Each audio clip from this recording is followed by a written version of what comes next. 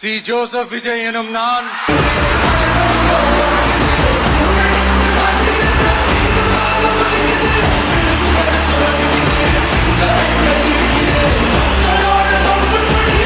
சட்டப்படி அமைக்கப்பெற்ற இந்திய அரசியல் அமைப்பின்பால் உண்மையான நம்பிக்கையும் மாறா பற்றும் கொண்டிருப்பேன் என்றும்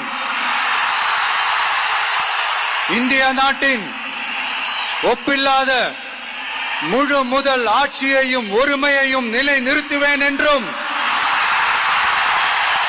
தமிழ்நாட்டு அரசின் முதலமைச்சராக உண்மையாகவும் உளச்சான்றின்படியும் என் கடமைகளை நிறைவேற்றுவேன் என்றும் அரசியல் அமைப்பிற்கும் சட்டத்திற்கும் இணங்க அச்சமும் ஒருதலை சார்பும் இன்றி விருப்பு வெறுப்பை விலக்கி பலதரப்பட்ட மக்கள் அனைவருக்கும் நேர்மையானதை செய்வேன் என்றும் ஆண்டவன் மீது ஆணையிட்டு உறுதிமொழிகிறேன்.